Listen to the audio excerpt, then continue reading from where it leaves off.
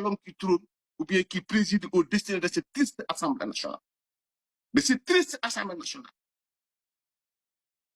Fi Moustapha Niasse doon toog fi Amadou Mame Diop doon toog fi excellent Macky Sall toogoon fi Mamadou Seck doon toog fi punkalu réew mi doon toog di xalaat réew mi dëgg li nga xam ne mooy loi ak règlement réew mi ki ngeen fa teg condamné pour diffamation ki ngeen fa teg condamné par la justice son propre pays pour corruption de la jeunesse.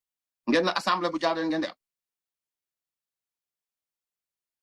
ngeen ne un peuple qui a choisi s'attendait des réformes ou bien s'attendait à un quelconque équilibre institutionnel. Non, mais un psychopathe, un déséquilibré mental. Mon Sénégal. L'imam encore. Donc, voilà l'homme qui préside aux destinées de cette Assemblée nationale.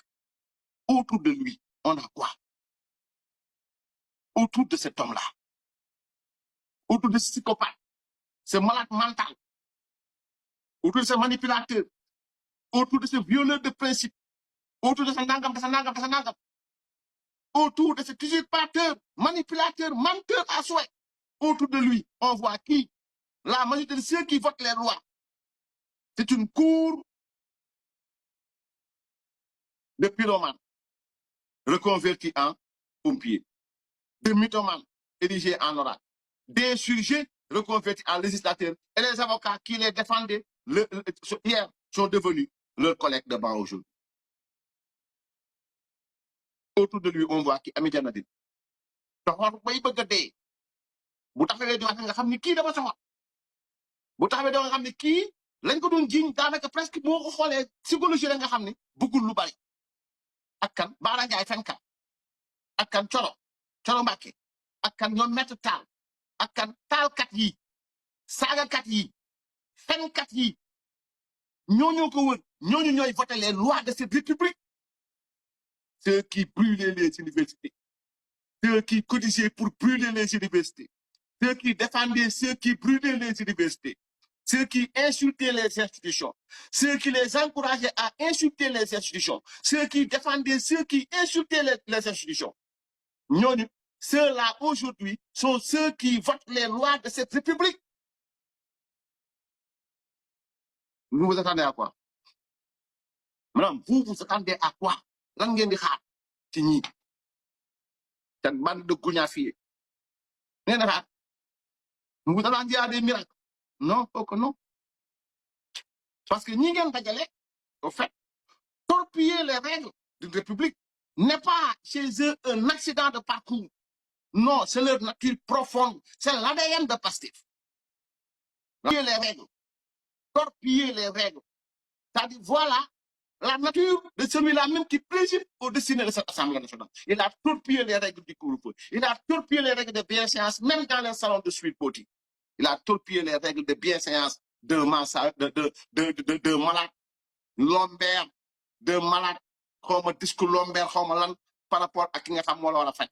Il a torpillé les règles. Il a torpillé les règles du couvre-feu. Il a torpillé les règles. Vous me dites, il faut torpiller les règles. Il n'y a pas pour respecter les règles. Il ne connaît pas la République. Il n'a absolument rien du tout. Il y a le motif Hamno. Il y a le motif Hamno. Donc, torpiller les règles n'est pas chez eux un accident de parcours. Non. C'est leur ADN. C'est leur nature profonde. C'est l'essence même de cette secte, ce conglomérat de chevreuils, de chèvres et de boucs. Lima encore. Madame, vous attendez à des miracles. Quel miracle? Donc,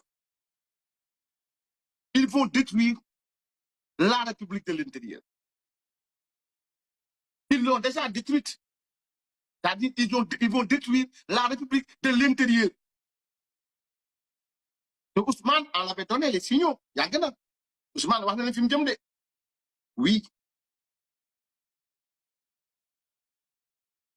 Suñ ma àttee jaarul yoon ñene ci cour constitutionnel beeg ñene ci conseil constitutionnel beeg ñene ci cour suprême beeg kenn amul droit toog foofu.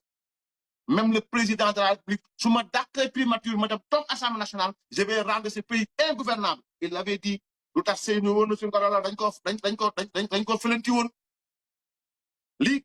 Sénégal, nous, dans l'opposition, il avait dit qu'il a la capacité de rendre ce pays ingouvernable par l'insurrection. Aujourd'hui, qu'il a l'Assemblée nationale, il a les capacités de rendre ce pays ingouvernable par l'usurpation de fonctions. Donc, la deuxième vague risque d'être plus dévastatrice. Aujourd'hui, ce sera la vague au niveau de l'hémicycle. Sénégal, croiser les bras, le peuple sénégalais. Le peuple sénégalais de croiser les bras. Ngeen tok du xolé ba ci nula Ousmane Sonko de réew mi billahi wal kitabi boba ngeen di xam ki ban genre nit la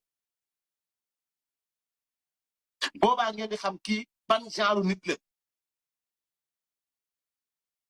dans cette affaire de constitution dans cette affaire biñu bëgg def ni la gendarmerie ni la police ni l'armée nationale ni l'exécutif ni les Sénégalais ne seront laissés ñu noppalu déedéet yéen ñëpp bu ngeen bàyyee Ousmane Sonko réussir cette entreprise de destruction massive de notre République, vous tous, vous allez souffrir.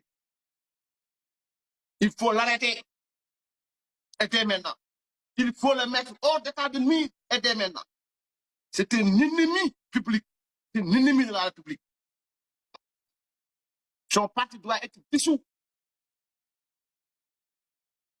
Il y a le motif, parce que ni baaxuñu suba baaxuñu bëccëg baaxuñu ngor et ce qui se prépare wax naa la ko barki démb ni la magistrature ni l'armée ni la gendarmerie ni la police ni le Sénégalais lambda laa la wax bu Pastef pare ci li muy def bu leen neexee ngeen fal Ousmane Sonko empereur.